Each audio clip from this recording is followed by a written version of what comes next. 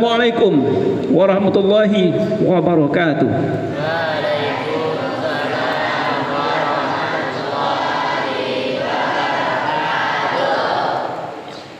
Alhamdulillahillazi anzalatas sakinata fi qulubil mu'minin liyazdadu imanan ala imanihim.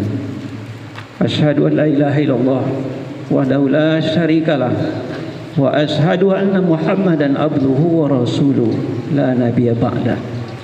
Allahumma salli wa sallim wa barik ala Muhammadin wa ala alihi wa sahbihi wa man tabi'ahum bi ihsanin ila yaumiddin. Ananda yang Bapak sayangi dan para guru yang saya hormati, ketika Rasulullah menyampaikan dakwanya di hadapan para sahabat ketika itu, Nabi tak akan pernah lupa mengungkapkan kata-kata muqaddimah. Apa arti muqaddimah? Di awal pembicaraan pasti Nabi itu membaca ayat Al-Quran dulu. Satu di antaranya ayat yang Bapak baca barusan. Ya. Oke, baik.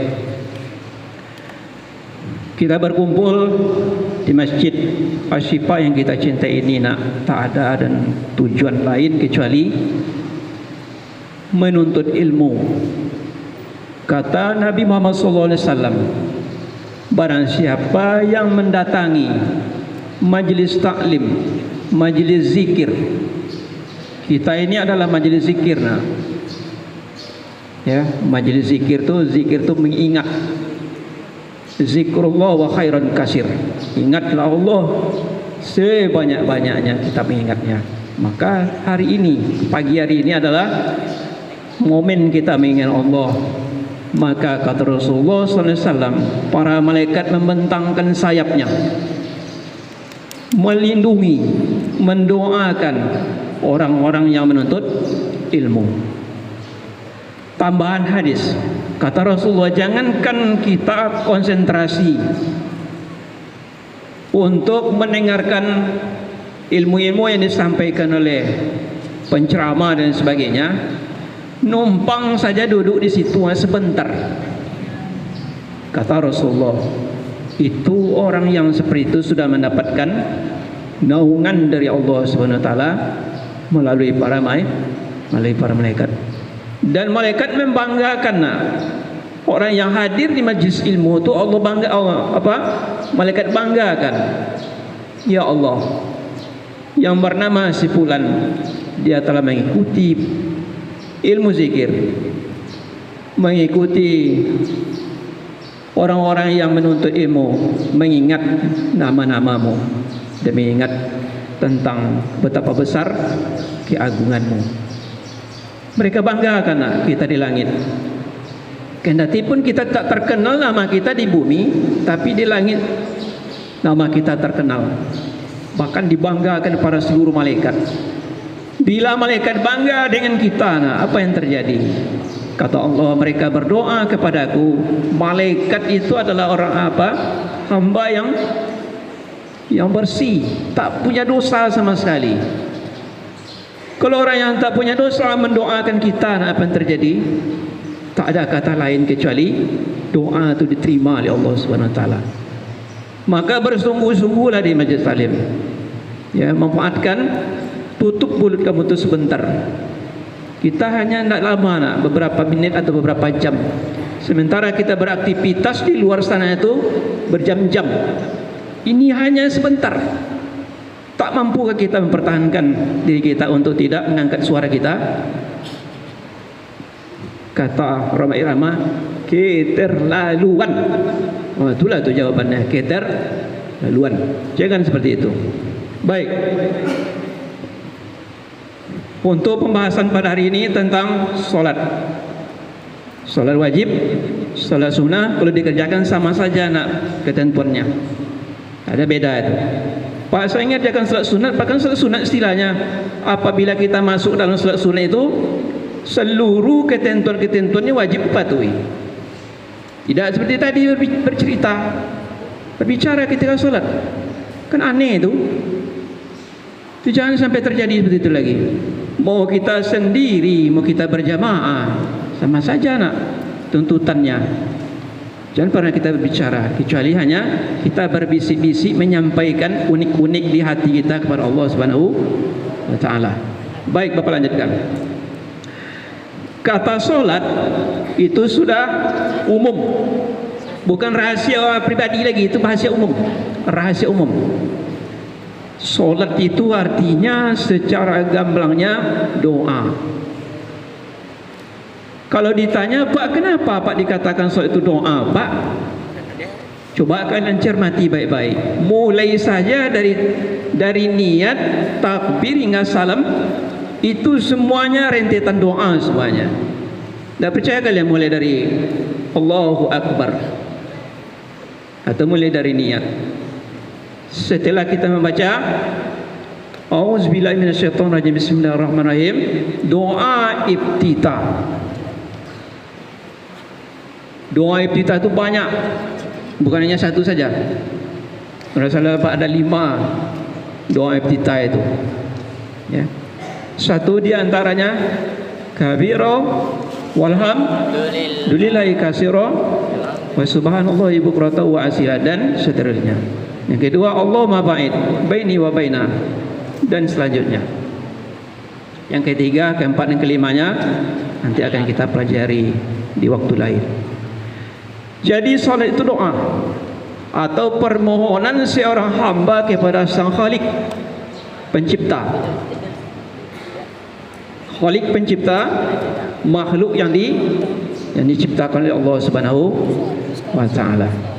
Maka kata Allah Subhanahu wa taala dalam Al-Qur'an, "Wa ma khalaqtul jinna wal insa illa liya'budun."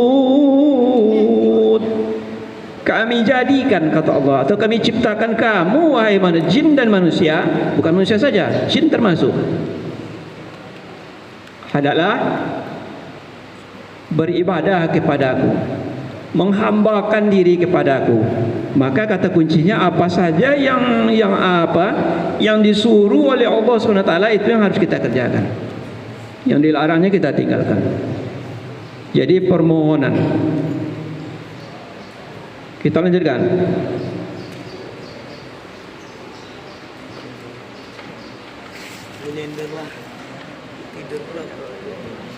Solat menurut istilah adalah rangkaian gerakan ibadah yang dilakukan dengan cara-cara tertentu, mulai dari takbir hingga sampai syarat rukun yang telah ditentukan. Mulai dari takbir hingga sampai salam yang terakhir. Pak, zikir doa termasuk, Pak? Menurut Anda termasuk tak rentetan solat, zikir dan doa? Tidak.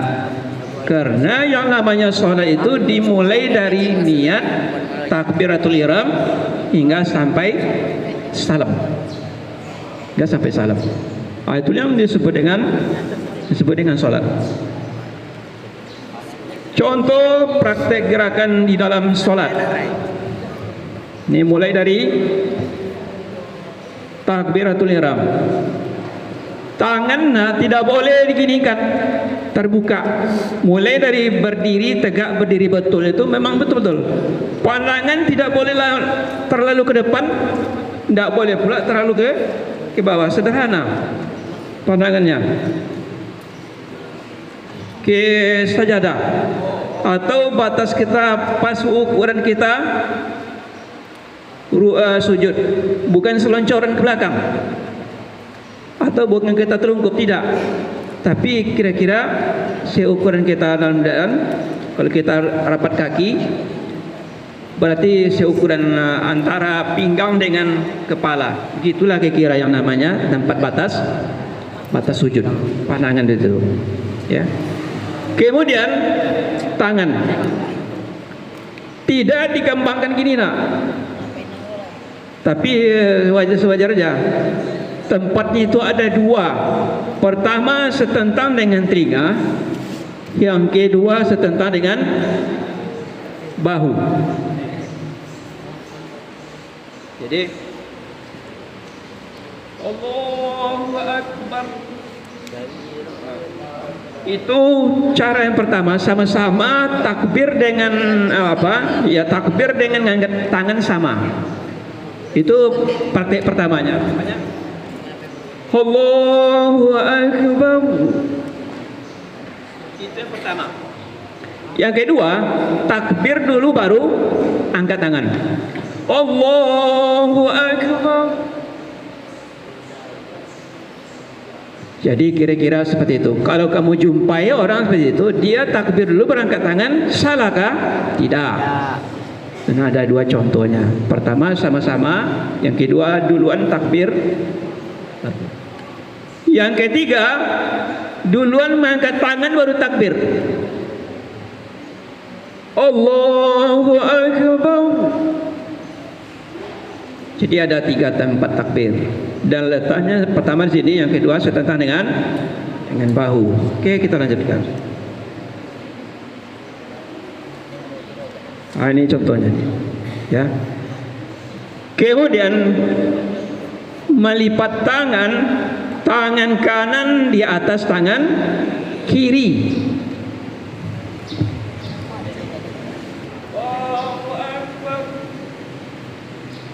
Letak pertama, untuk meletakkan tangan pertama di atas dada betul. Ya, bukan di antara pusar dengan dada, tapi di atas dada. Itu tempat pertama kata Rasulullah. Data sini. Oh, ini pertama. Yang kedua di sini. Di sedikit bawah dada. Yang ketiga di antara dada dengan pusat kita. Jadi 1, 2, 3.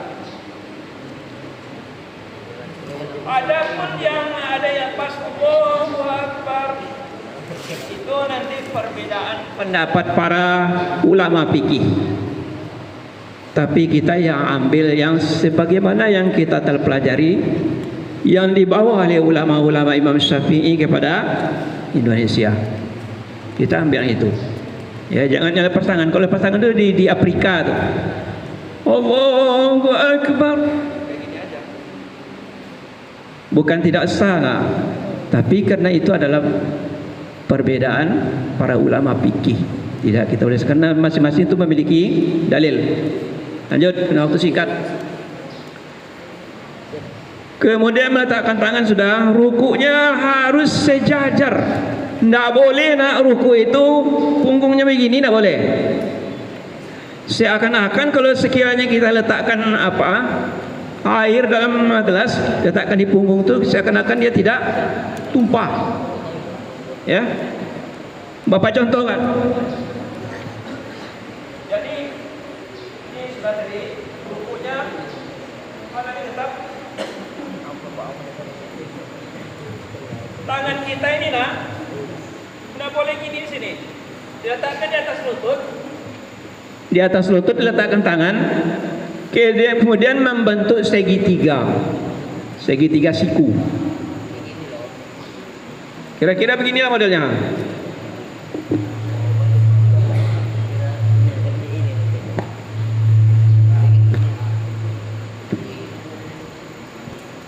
Ya, pandangan di bawah lah.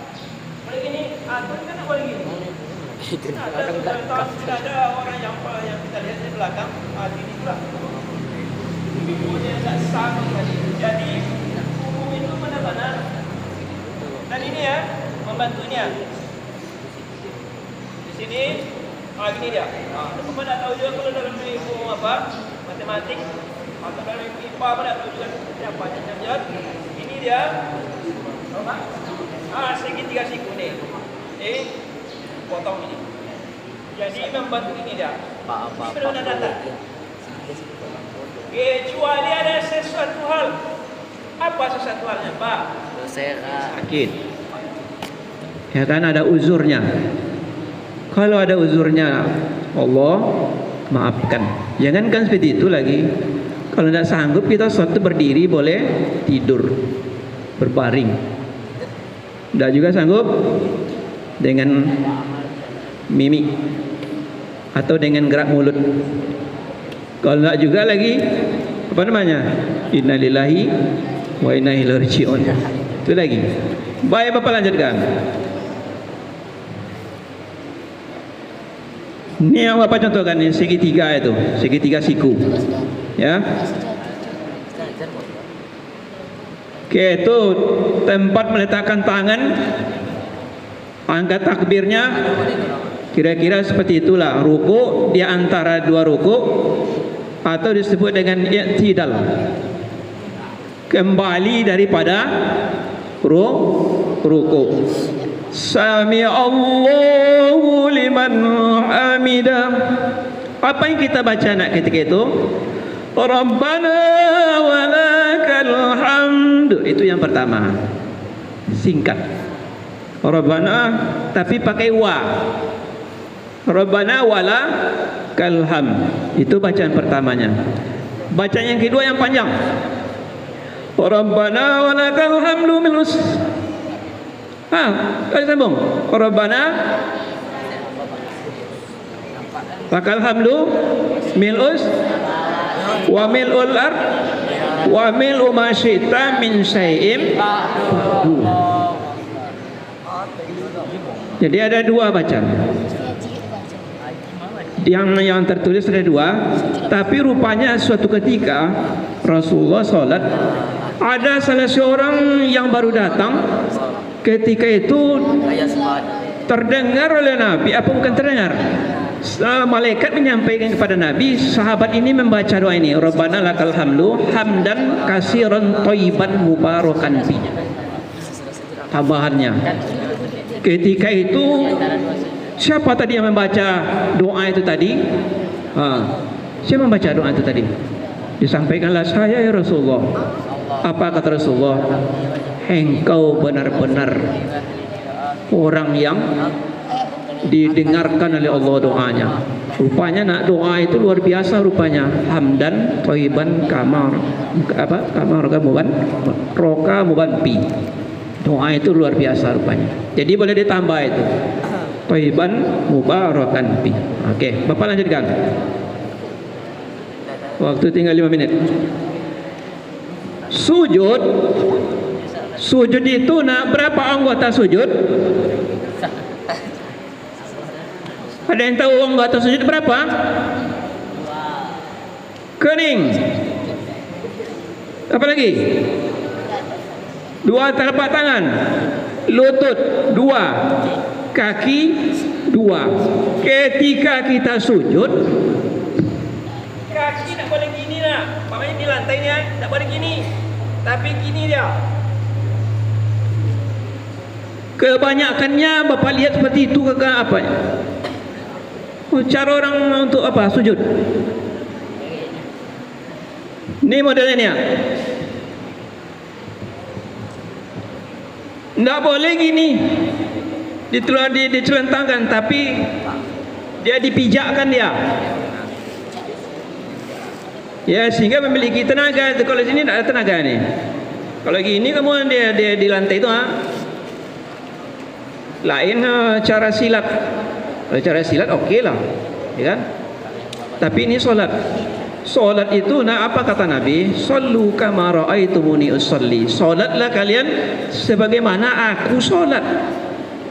Jadi pedoman kita solat bukan yang lain-lain, tapi Rasulullah sebagai contoh teladannya. Bagaimana kami tahu Pak Nabi seperti itu? Makanya perlu kita menuntut ilmu. Di situ ada hadis yang harus dipelajari. Banyak sekali hadis tentang itu. Lanjut. Tuh tengok tuh kalau dari belakang. Nih. Tuh dari belakang, dari samping tengok seperti apa kaki kita itu. Halo, Ananda, tolong perhatikan. Kalau dari belakang beginilah kakinya tuh. Kalau dari samping tengok seperti itu. Jadi bukan begini kan kakinya, ya. Oke, kita lanjutkan. Ini juga. Kemudian telunjuk ketika kita tahiyat awal atau tahiyat akhir, cara telunjuknya sama. Ya. Posisinya seperti ini nak, membantu angka 5. Ini 1, 15. Ada Bapak lihat sebagian jamaah begini dia. Itu tidak berdasarkan hukum, berdasarkan hadis. Tapi hadis yang disuruh itu adalah gini. Membentuk angkali 5 ini 1, 15. Dalam angka Arab. Begitulah Nabi mengajarkannya ketika apa? Dalam hadis itu. Kalau besok kamu menjumpai ada orang ketika at-tahiyatul mubarakatus salawatut thayyibatul asyhadu la ilaha illallah.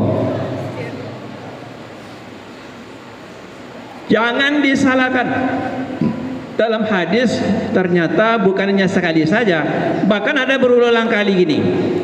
Kamu jangan salahkan. Rupanya Bapak baca ada hadis seperti itu Karena letter hadis itu yuhariku tertulis itu, bukan haroka. Kalau haroka sekali gerakan, asyhadu an la ilaha illallah. Ternyata yuhariku, tulisan hadis itu. Yuhariku itu berulang-ulang kali gerakannya. Rupanya seperti itu. Jadi kalau jumpa seperti itu besok, karena di Indonesia ini banyak kali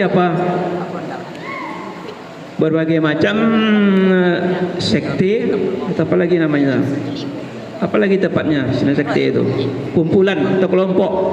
Ada NU, ada Muhammadiyah, ada Asy'ari, ada Tarbiyah, dan ada lagi yang kalau di Sumatera Barat Qadariyah itu dan sebagainya. Kita akan menjumpai hal yang semacam itu, namanya furu'iyah, sesuatu yang didebatkan menurut pendapat ulama. Baik. Oke, jadi kira-kira singkatnya, karena waktu memang singkat. Tidak ada lagi cerita, itu sudah lewat tuh, ada hampir 5 menit Bapak mengambil jam untuk di sana. Jadi anda waktu yang singkat ini, kenapa bilang tadi manfaatkanlah waktu itu dengan sebaik-baiknya, karena ada waktu besok kita tidak bisa manfaatkannya. Faiza jaa ajaluhum wa hum la yastakbiruna sa'ah. Kalau sudah sampai waktunya kematian, tidak ada lagi penyesalan, tinggal penyesalan. Jadi oleh sebab itu, sebelum terjadi penyesalan anda semuanya, kita cepat menyadari akan hal yang demikian. Kita kejar dunia dan akhirat, fid dunya wal akhirah. Oke, itu saja yang bisa Pak sampaikan, mudah-mudahan bermanfaat. Wal afu minkum, wassalamualaikum warahmatullahi wabarakatuh.